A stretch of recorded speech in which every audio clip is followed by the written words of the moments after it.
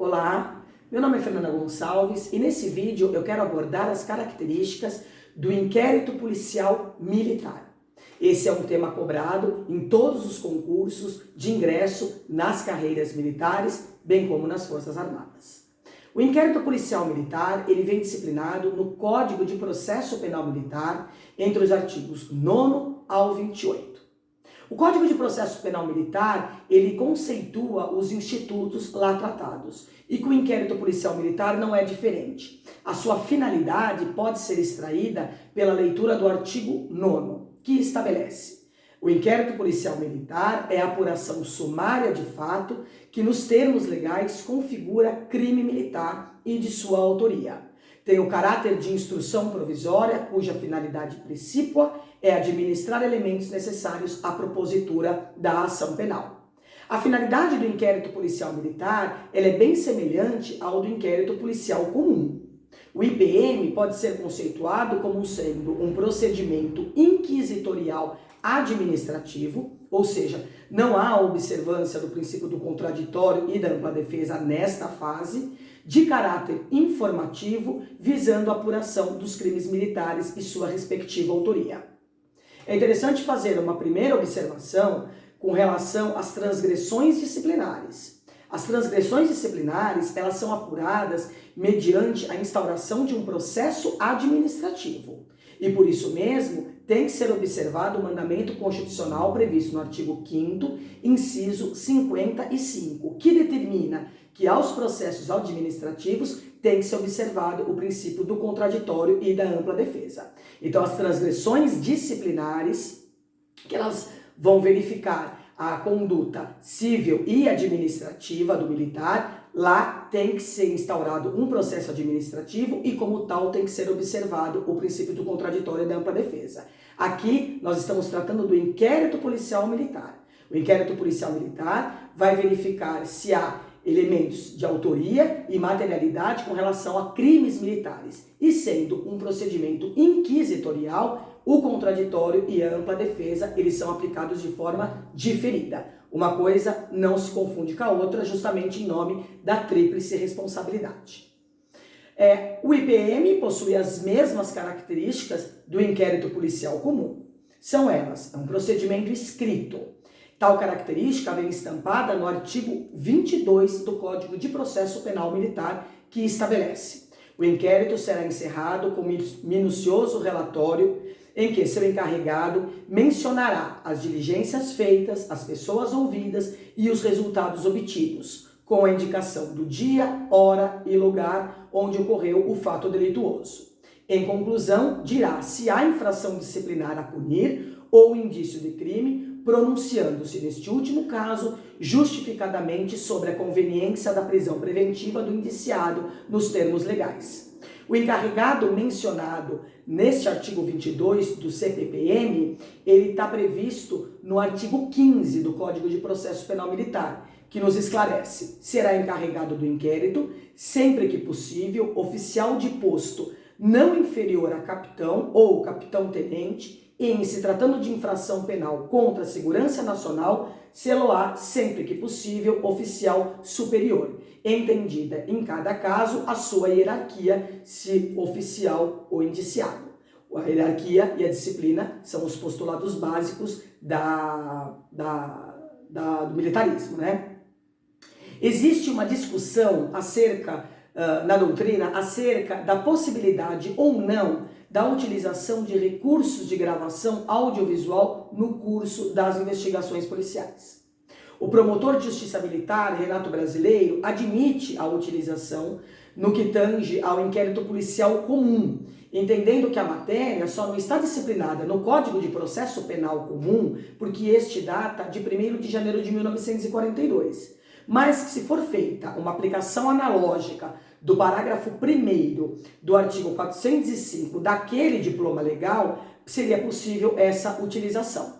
Então, como os institutos são muito semelhantes, tanto o inquérito policial comum quanto o inquérito policial militar guardam inclusive as mesmas características, não haveria óbice de se utilizar esses recursos audiovisuais que podem ser utilizados no inquérito policial comum ser trazido para a seara da justiça castrense e ser plenamente utilizado em âmbito do inquérito policial militar. A segunda característica, ele é um procedimento dispensável.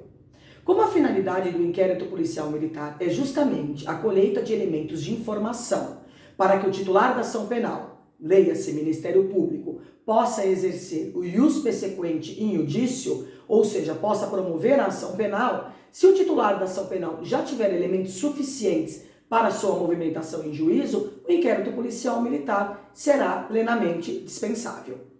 Inclusive, o artigo 28 do Código de Processo Penal Militar prevê essa característica.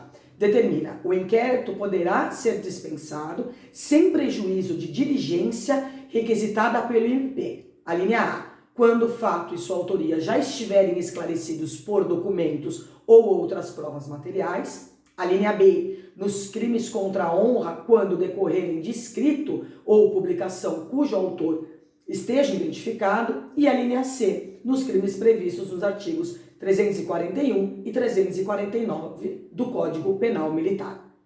A doutrina e a jurisprudência entendem que este rol do artigo 28 é meramente exemplificativo, ou seja, podem existir outras hipóteses em que o inquérito policial militar seja dispensado, e isso daí vai depender da análise do caso concreto. A terceira característica, o IPM, ele é um procedimento sigiloso. Essa característica vem estampada no artigo 16 do Código de Processo Penal Militar, que estabelece: o inquérito é sigiloso, mas seu encarregado pode permitir que dele tome conhecimento o advogado do indiciado. Lembrando que esse sigilo não se aplica nem ao juiz e nem ao promotor de justiça. Com relação ao advogado, tem que ser observado o disposto na súmula vinculante 14, ou seja, o sigilo não será aplicado aos elementos de prova que já estiverem documentados. Se por um acaso esses elementos de prova não estiverem ainda documentados em sede de inquérito policial militar, o sigilo se estende inclusive ao defensor. A quarta característica, ele é um procedimento inquisitorial. Foi o que eu mencionei no início do vídeo. O contraditório e a ampla defesa, eles são diferidos, ou seja, não se aplica de plano ao inquérito policial militar. Mesmo porque nessa fase não há aplicação de nenhuma sanção, visto que a finalidade do inquérito policial militar é justamente dar subsídios, elementos para que o titular da ação penal possa agir. No entanto, eventual característica não impede que o investigado esteja acompanhado do seu defensor quando for ouvido em sede de inquérito policial militar. A quinta característica é um procedimento discricionário.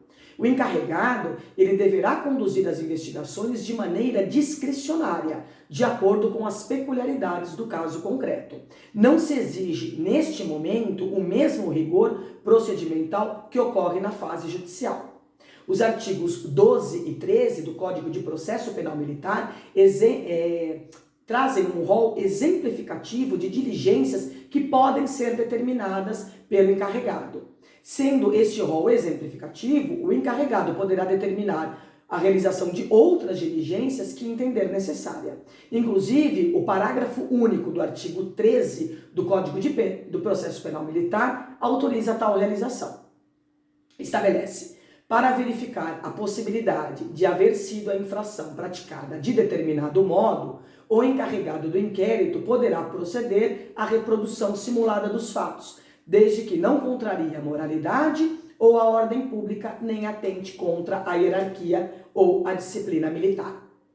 Rememorando que a discricionariedade não se confunde com a arbitrariedade. A discricionariedade implica na liberdade de atuação nos limites traçados pela lei. A sexta característica do IPM, ele é um procedimento oficioso. O que isso quer dizer? Não é qualquer autoridade que poderá instaurar e presidir o inquérito policial militar.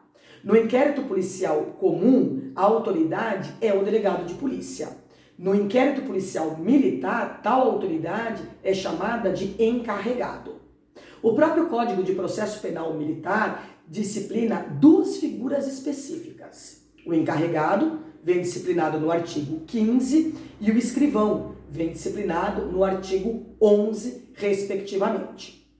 O artigo 15. Será encarregado do inquérito, sempre que possível, oficial de posto não inferior a capitão ou capitão-tenente, e em se tratando de infração penal contra a segurança nacional, ser-á sempre que possível oficial superior, atendido, em cada caso, a sua hierarquia, ser oficial ou indiciado. E o artigo 11 determina o escrivão. A designação do escrivão para o inquérito caberá ao encarregado, ao respectivo encarregado, se não tiver sido feita pela autoridade que lhe deu a designação para este fim, recaindo em segundo ou primeiro tenente, se o indiciado for oficial, ou em sargento, subtenente ou suboficial nos demais casos.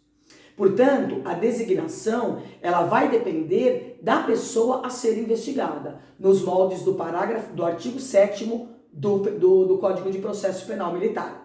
Os comandantes poderão delegar seu poder de investigação aos seus subordinados. Caso não seja possível delegar para o oficial superior ao investigado, deverá ser observado o critério de antiguidade do mesmo posto.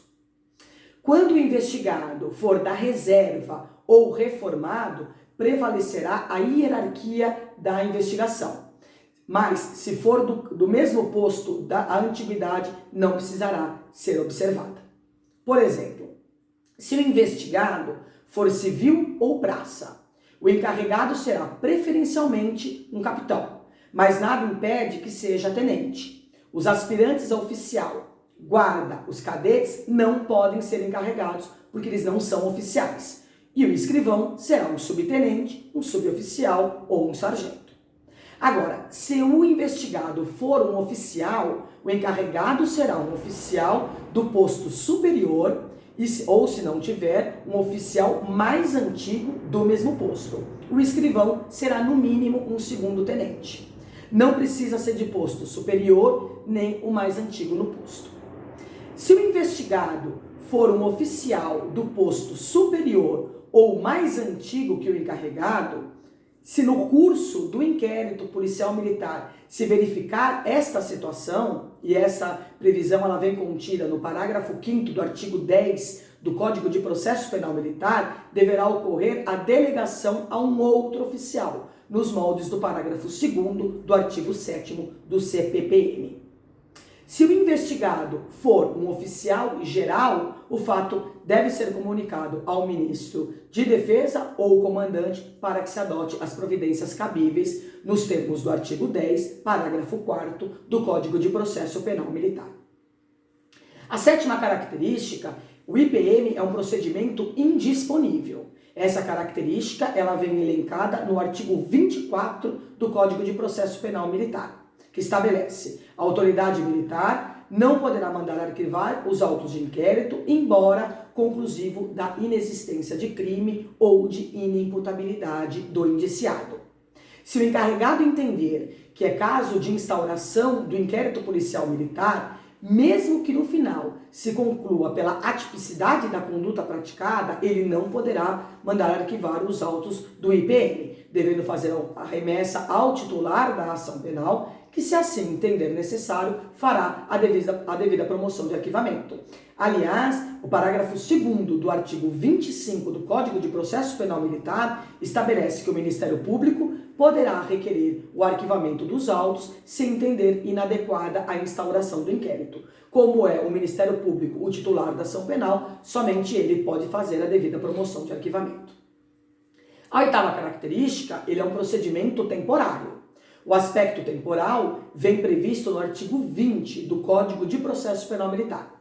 O inquérito deverá terminar dentro de 20 dias se o indiciado estiver preso, contando esse prazo a partir do dia em que se executar a ordem de prisão, ou no prazo de 40 dias se o indiciado estiver solto, contados a partir da data em que se instaurar o inquérito. Lembrando que o prazo de 20 dias, quando o indiciado estiver preso, é improrrogável, mas o prazo de 40 dias, se o indiciado estiver solto, admite algumas prorrogações.